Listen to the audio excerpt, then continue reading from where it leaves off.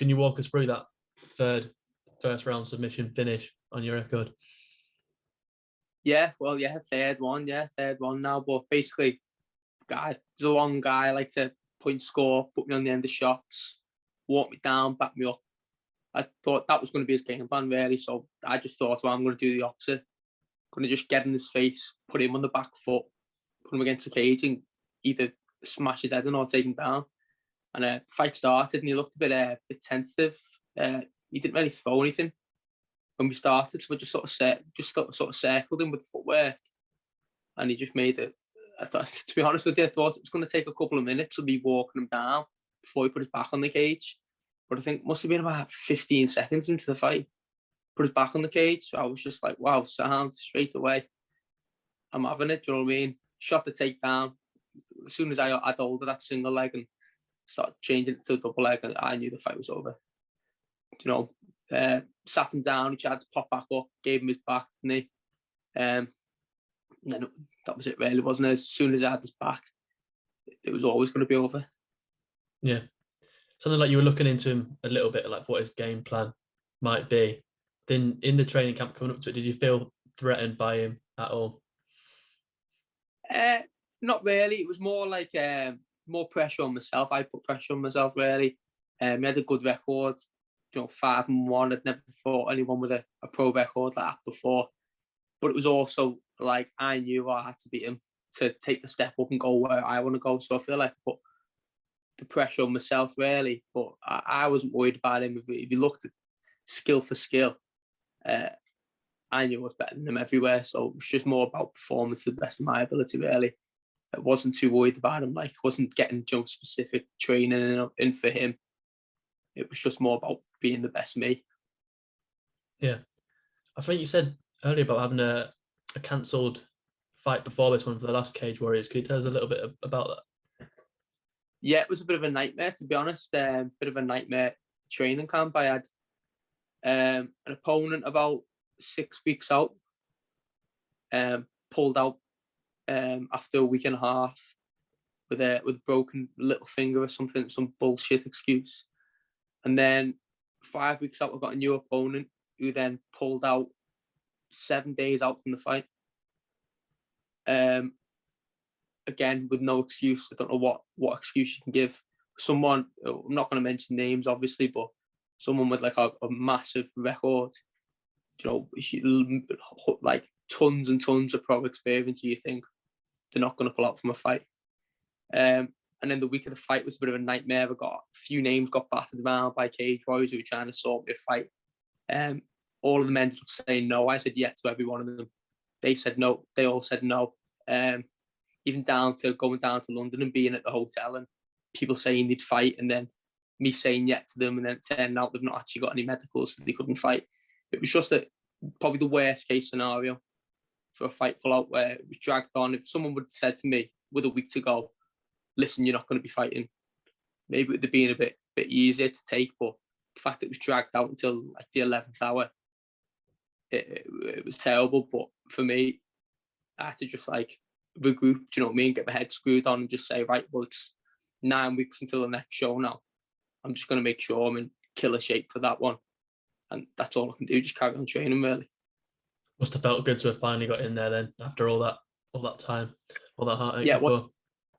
It was more of a relief, to be honest, because I knew whoever was going to fight, I was going to get the result, but it was more of a relief to get that on the board. Like, in my head, with all the stuff that's gone on, like, from a first professional fight, breaking my ice, not being able to fight until June, and then the show get cancelled in October. In my head, it was more just like, imagine if I only get one fight in 2021, just through like petty things. It was off like playing in my mind.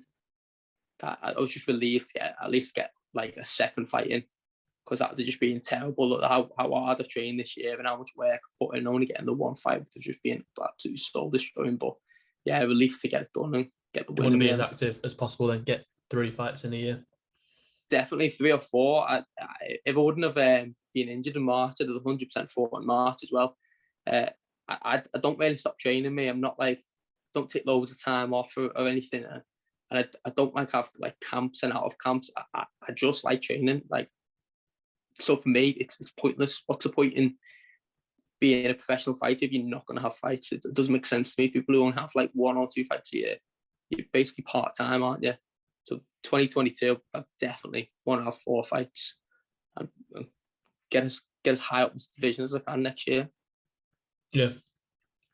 Obviously, like we were saying, the third first round submission win on your record. What is it about your grappling that makes it so unstoppable? I've got like a little cheat code, I think, of having Paul and Ellis Hampson in my corner, and it's like it does feel like cheating having 2 high level black belts. You know, I don't know if you can really hear it on the audio, but like the whole sequence of that fight is literally them telling me exactly what to do and me copying it. Like from the push off the cage to the double leg on the end of it to first hook, second hook, taking the back, pulling the elbow, all of it is just completely their instructions. So the only real secret is having them. It's almost easy, and you've got coaches like that who give such clear instructions. Like you hear some of these like coaches and they're shouting, "Get up, hit him, get the takedown," and just shit instructions. But with our team, the instructions are just so clear and so precise that like it's easy. Blast double. Yeah, exactly. Yeah, hit him. Doesn't like getting it. Stupid instructions. Yeah. I was going to ask as well, because obviously it's similar for you saying it's your coaches, but I was going to ask what is next gen doing differently, because obviously you're saying the same stuff from Paddy Pimblett, from Nathan Fletcher. What next gen is doing differently? You say you're putting it down to the coaches. Where our sessions are MMA sessions. That's the difference. We've got all these guys are doing boxing sessions and wrestling sessions and jiu-jitsu sessions. We're thinking about MMA. We're just levels ahead. That Paul Rimmer and Ellis, the way they break down fights and the way we can notice things, we're just levels ahead of people. How our striking blends into grappling and grappling blends back into striking and wrestling blends into submissions and looking for the finish. It's just we're just training at a different level to these guys at the minute, and it's gonna carry on. You're gonna carry on seeing it, and anyone who watches Cage Warriors and watches the UFC, they're just gonna see fighter after fighter coming out of our gym, coming up and just destroying everyone. Yeah. So when you're training grappling, then it's always training grappling with MMA in mind. Yeah, in our pro sessions, everything's MMA based. Wrestling's MMA based. Striking's MMA based. We're not pretending we're Muay Thai fighters. We're not pretending we're BJJ guys looking for rolling for heel hooks and all that. It's not realistic, is it? We're just looking for finishes and MMA finishes. Yeah. Obviously, after each of your fights, obviously very, very emotional afterwards, in a good way. Shouting and screaming at the camera. Are you emotional when you're fighting in the cage, or are you very, very focused? I feel like I'm very calm. Do you know what I mean? Like a lot of that's more like the relief at the end, and I feel like I have to do it now because Paul Rimmer's desperate to make a highlight compilation of me screaming after every fight. So it would be rude if I denied him the footage, wouldn't it? If I start not screaming after fights, it would be betraying Paul, wouldn't it? So I think for the next few fights to come, I'll carry on screaming. But no, I keep it like composed. Do you know what I mean? Really, I don't feel like emotional or angry or anything. I think I'm just more aggressive in my style. Do you know what I mean? Like I like pushing fights. I like being in the fight, and I like going for finishes. Really. Yeah. Paul's like, hang on. Can we get another take? He's just commented on my Instagram photo now saying he can't wait to start making memes of me. So that just sums him up really, doesn't it? Yeah. Because Matt Bonner is the main meme king at the minute, isn't he? From Next Gen. But no, I'm not looking forward to Matt starts making memes of me. You know, you're on his bad books when he's making the memes anyway, don't you? Yeah. Is there anyone you've got your eye on next for your next Cage Warriors fight? There's a few guys I'd like to fight, whether it's next or a couple of fights down the line. But yeah, I've got a few guys. I want to fight Decky McAleenan. I want to fight Yassine Belhadj. These are like the next step up for me, I think, who are like guys I'm going to have to beat to, on the way to the title, who aren't they're not in title contention themselves, I wouldn't say, but they're the next step for me that I need to beat them guys, and I will beat them guys when given the chance, just when the Cage Warriors want to give me them yet. If they do, I'll happily take them and I'll smash them both. Yeah. Do you think that'll be on the next? Are you ready for the next Cage Warriors event? Obviously, didn't take Yeah, any damage in the last fight. I don't think. yeah. I'm always ready. I'm always ready. So whenever they want to have me back, I'm ready. Do you know what I mean? I don't really know what the schedule is for next year. I think they announced the 18th of March, was it, in London again with Vucenic and Paul Hughes.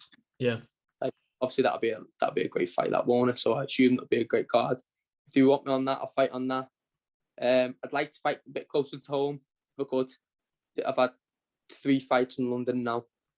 If they're going to do a show up north, maybe like April time. I don't know when they're doing it, but if you do another one up north, I'd like to be on that if I could.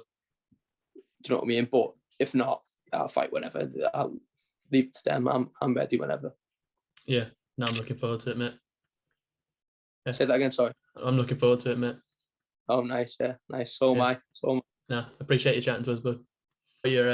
What are your thoughts on the win at the weekend? Then, obviously, a few days later now. And I'm happy with the fight. Lots to take away. Many positives. He gave me a hard fight, and much respect to my opponent. It was a really good fight. I did enjoy it, and it's a great place to build from right now. I'm really enjoying the process of just learning, growing as a fighter, and I had fun on the weekend. And there was a few challenges in that night I had to overcome, and I really enjoyed it. I can be very critical as well of the performance. Many places for me to build on, and it's all just a good thing. So it is what it is. It's it was a good fight, and not only that, there's things to learn from as well. So I'm feeling very good about the weekend. Very good. Yeah. Taking it back a few months, you had the win on Cage Warriors Academy. Yeah. Was that what was that like at that time, fighting on Cage Warriors Academy? Was that a bit of a risk going back to that and obviously getting that win? I was trying to stay active. I was trying to fight in June, and I didn't get matched on Cage Warriors. And then I think the next card was September, and I tried to get matched, and I couldn't get matched yet again. So it was I just want to make hay while the sun shines, essentially, and I want to get competing, and I want to get fighting. So I spoke to Ian Dean, and I was able to fight outside my contract. And that was the next. Even outside my contract, I was struggling to get matched for a little while. So that was a good opportunity that come along, and it was good getting that Cage Warriors Academy belt too, because I have no doubt I'll be the Cage Warriors World Champion as well. So it's just got that nice little symbol at home, and is again a good place to work from. Yeah, hope you don't mind me saying, but you had a few back-to-back losses before that win, and obviously completely fine. Yeah, I did. Yeah, obviously your second win again now in a row. Yeah. Was there anything you changed before that fight to get these back-to-back wins now? Yeah. So I guess when I jumped back in the game, after what happened at Bellator that time, I wasn't actually committed to the process of actually trying to learn, be better as a fighter, better as a martial artist. My mind wasn't really in it. I would literally just get fit and have a fight, because I thought, yeah, all right, go on. Do you see what I'm saying? It's a slight mindset shift, more committed to the process and actually taking this thing seriously. And not only that, I guess as I've been working my way back from what happened in Bellator, I was actually in a state of learning as such, if you see what I'm saying. Like I was going through the process, still turning up, still fighting. Regarding that, maybe it would have been smarter to wait a while and spend more time on the process. But I was in a state of growth, development, and mentally me as a person as well. I was definitely changing as a person and still competing. So it somewhat showed in my performances, because it was obviously my mindset when I was fighting, what fighting actually meant to me, and that is what it is. That's the state of growth there. And then I've learned, and I'm still going forward. And yet again, the only thing I care about is getting better as a fighter, as a person, in every sense of the word. And winning these fights is just the dusting on top for me as well. Yeah, it looked like the first round last weekend, you were very much Yeah. hunting for that submission. What was that your game plan? Game plan. It was literally MMA strategy as a whole to play the whole game. So I've got love for all of the sport from boxing, grappling to wrestling. And it was really in the way I can bring all the arts together, which what makes the fight what it is. I didn't have a game plan set in stone, but I had a study of my opponent to get just some of his looks, as in for a few things to brace myself, because it always is a completely unknown situation, something as chaotic as fighting. So I never have my game plan set in stone. I just want to get a good understanding of who I actually am, not who I am, who my opponent is, like of what they're going to bring. And then I just work from there. And the grappling, like that's something, I'm good with the grappling arts, the jiu-jitsu, BJJ. I was really committed to learning that. So I can take these featherweights there and definitely I can have my way. I'm telling you, I can featherweight, man. So yeah. No, you did a fantastic job in the first round on the floor, controlling him in side control and half guard as well. Yeah, it was good. So something happened though. I had this injury on my ankle like 3 years ago, and as soon as I got that takedown, I felt my ankle go yet again, and it's in the knee and everything. So I had this really bad injury. I was saying to Danny, I was like, Danny, my ankle's gone. I couldn't even care less about the round I just had, which was a very dominant round. I genuinely had a very serious injury on my ankle, and I'm trying to get in touch with someone to get it looked at. I even considered not coming out for the second round, just literally thinking like, oh, is this actually a smart move? Do you see what I'm saying? Like, because I'm looking at the long run too of how many more fights I can have, and it's a lot. Regarding that, I keep my head on and play this game right. So, but then me and Danny looked at each other and we're just like, it was just like, let's go, let's do it. And I couldn't even shoot a double leg takedown off of it anymore. Like, and it's still in a bad way now. So it's been a hard week back at work because I've got a pretty bad injury there. So, but I'm very happy with how I improvised around it and strategized and still pushed through to the end of the fight and got the win. Yeah. I was going to ask you why, after sort of that success in the first round, you you obviously clearly get the fight standing a lot more. All I should have done was close the distance and shoot another double leg takedown. But I promise you, I still cannot shoot a double leg off of. I can do, and it would cause serious harm to my ankle. There's something wrong with the Achilles and deep in the ankle. So anyway, I'm not too worried anyway, as long as I connect to you got to have love for all of the game, as in for taking care of yourself, being your own physiotherapist, putting things in place. So like I'm already working on strengthening that, because I'm going to keep going forward regardless, keep going forward and keep having these fights and become a world champion. No, love to see it, mate. Were you surprised when he started shooting takedowns himself on you after that? Not too much, like just a little bit, because stylistically his grappling is where he has any chance of finishing that fight. He's a wicked striker, actually. He creates really good level changes and some good timings, and he's composed on the feet, and he does pick his shots well, and he's a very violent striker. So take my hats off to him. Definitely in that area of the game, he's a dangerous man on the feet, and he's knocked some people unconscious, and that was no fluke. He knows what he's doing there. So I was slightly surprised when he shot the double legs, but not only that, like something, I don't know if you've got to know what you're looking for sometimes in fights, because I know a few fighters personally that when you watch them perform a technique, like people I've trained with, sparred with, like they have a way of making you suffer when you strike against them, but the techniques don't look that visual, if you see what I'm saying.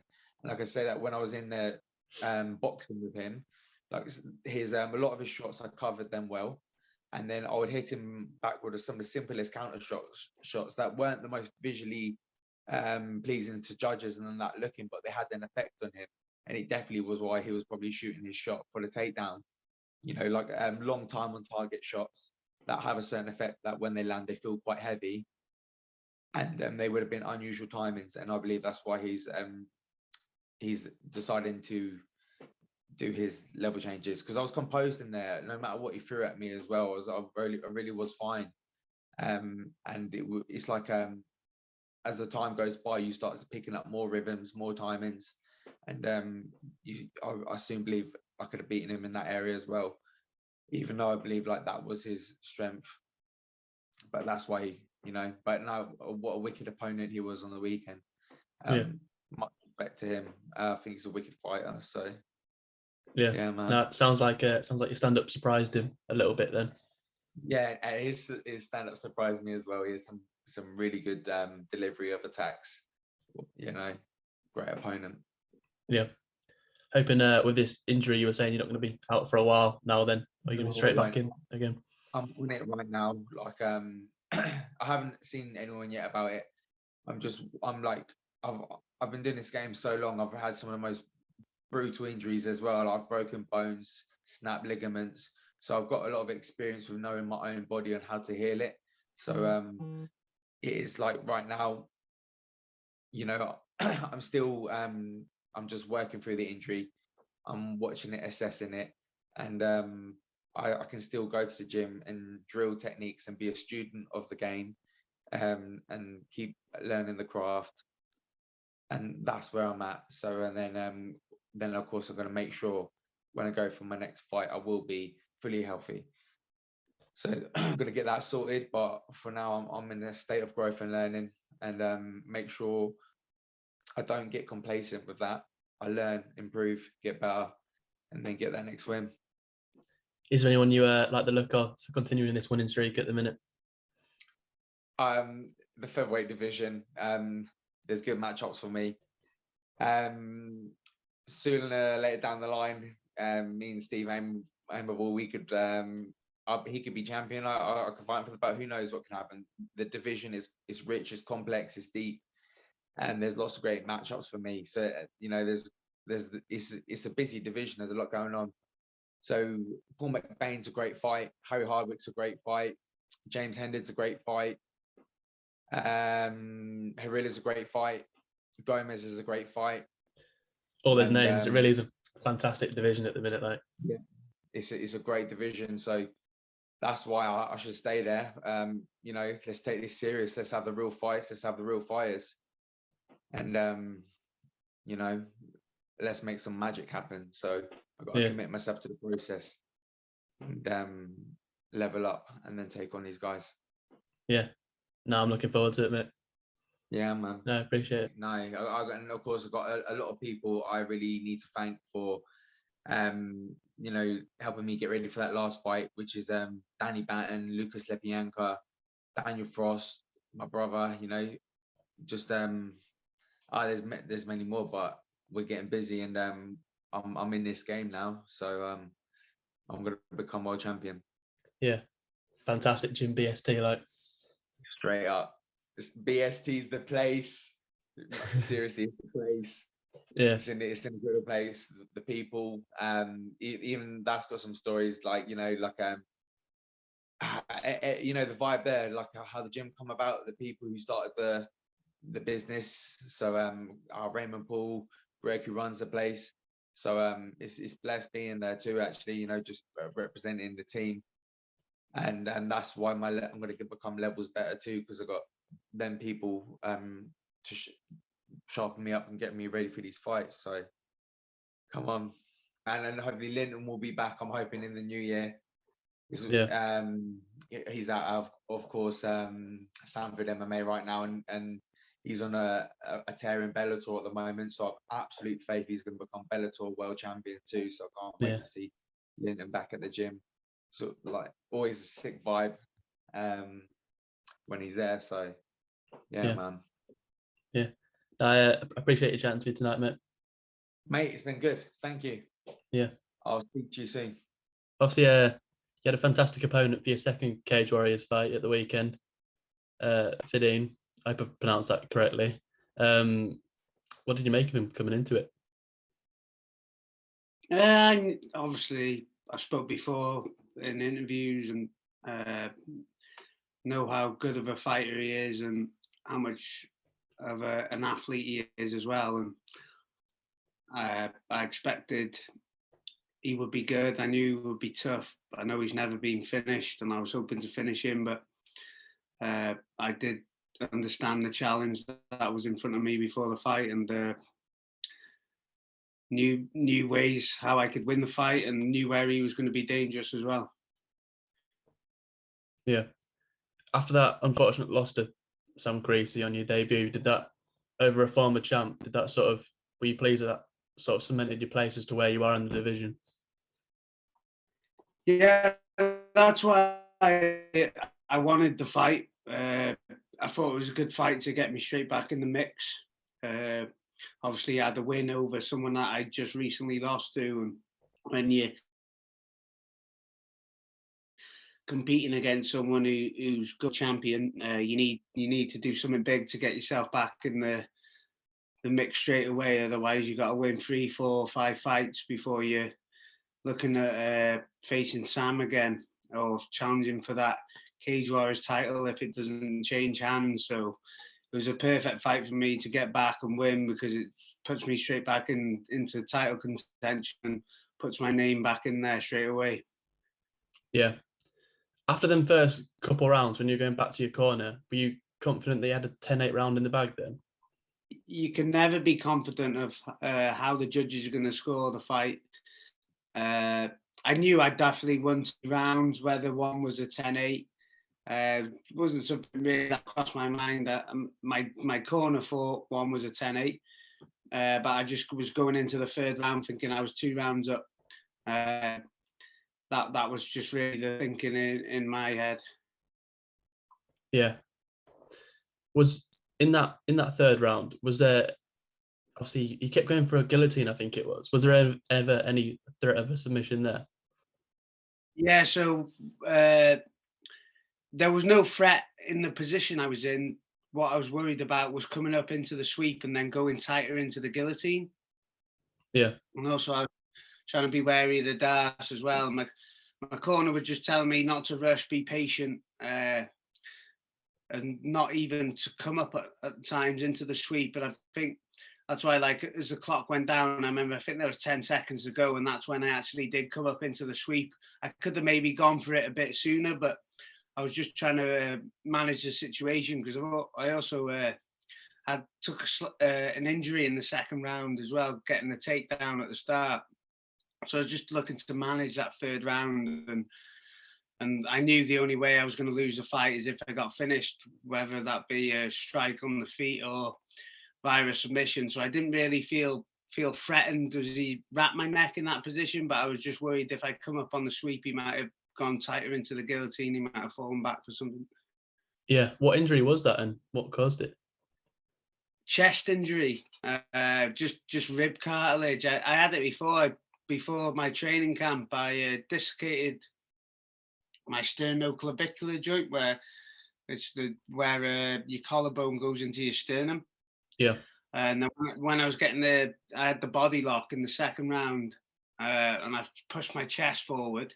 I've just felt my rib cartilage pop out just a bit lower than where it did last time. I think at the end, I was watching the fight back the other day, and after the 2nd round, you could see me like rub my chest.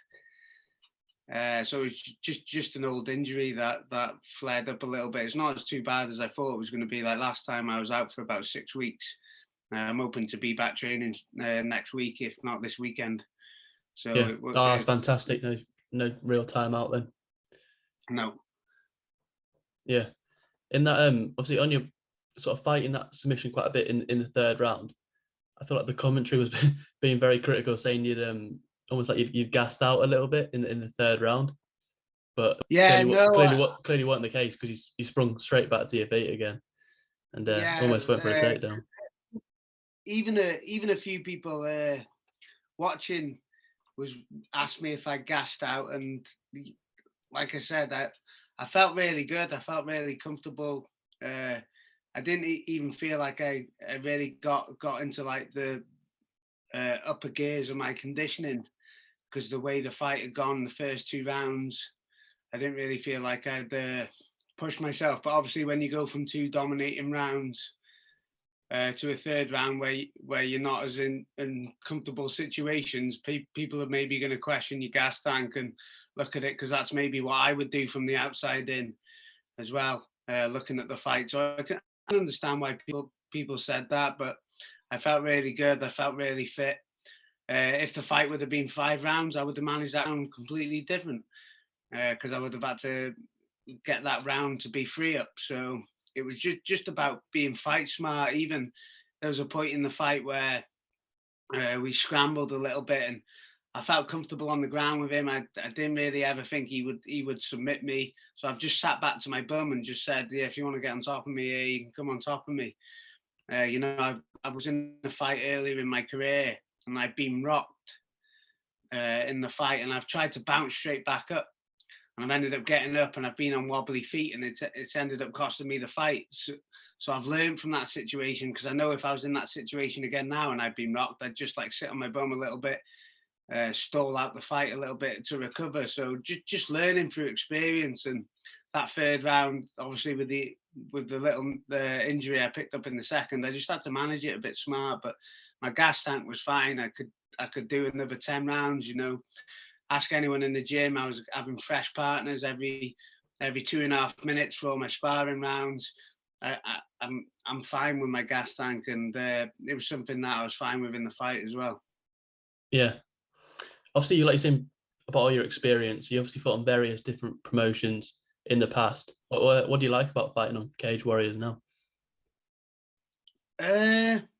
Obviously the history behind it, like those yellow gloves have a big representation in mixed martial arts. They're almost like the blue gloves from WEC, the UFC gloves. Those yellow gloves, they hold that prestige as well. And then fighting at York Hall, which is an iconic fighting venue in the UK, which has held many great events and had many great fighters fighting at.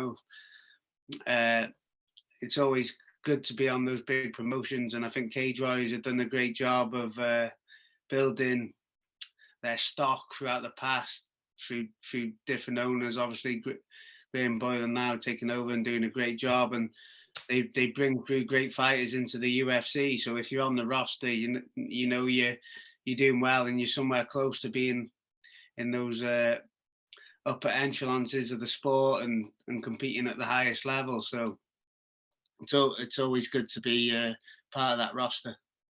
Yeah, and obviously the stepping stone to the UFC and Bellator and other places from there. Yeah, don't let them hear you say Bellator is a stepping stone to them. They won't be happy. Yeah. Obviously, like we were saying earlier about you sort of cement yourself at the top of the division.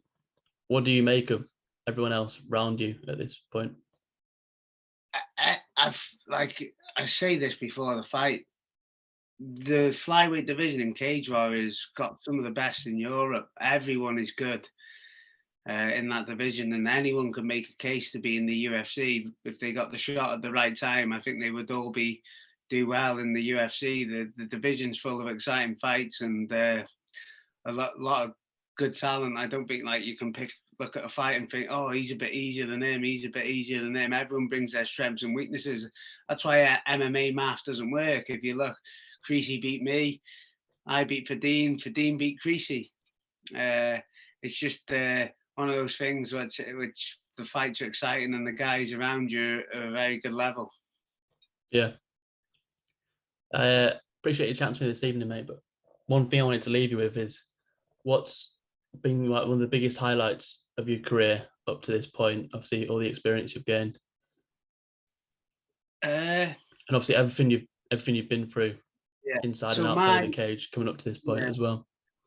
My greatest achievement, probably in life, not just mixed martial arts, was making that walk after cancer back to the cage on UK Fighting Championships.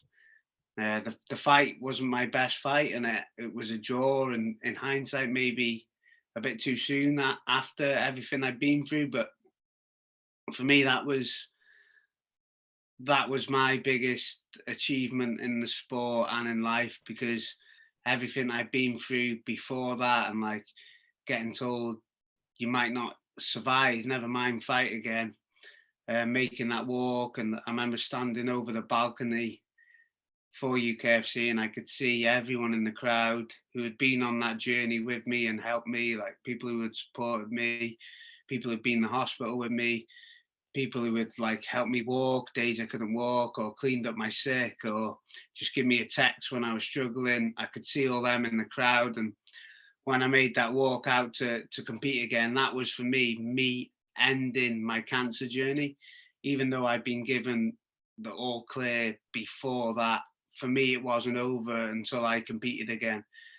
And I think that walk to the cage, and that night and that day stands out for me, over anything, over fighting on Cage Warriors at the York Hall, over fighting in the MEN for ACB, and like winning submission a night, because that fight there was more than just mixed martial arts to me. That was more than just a competitive fight on the night. That was everything that had gone into it before, and that was probably my greatest achievement.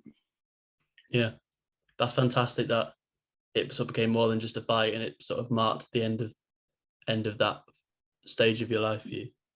Yeah, you know, like when like I was going through it, it was something I held on to, was competing again. Also, obviously, putting on the yellow gloves, because Ian Dean had texted me while I was going through the cancer journey, offering me a fight on Cage Warriors. But for me, like it wasn't just, I didn't want to just survive cancer. I wanted to survive and then thrive after it and come out the other end still achieving things. Because at the time it happened to me, I was like on a 3-fight win streak on ACB. There was talk of like the UFC coming in for me, and I was doing really well. And then to be hit by that and knocked back a couple of years, I didn't want to just like get out the other end of cancer and just not live the life I was living before. For me, it was about building back better and coming out the other side. And I think that was like important to me to get back competing again. Yeah, that's fantastic. So you are again, mate. Yeah, thank you. Yeah, I'm looking forward to see you back in there again soon. Cheers, thanks, mate. Getting closer to that title again.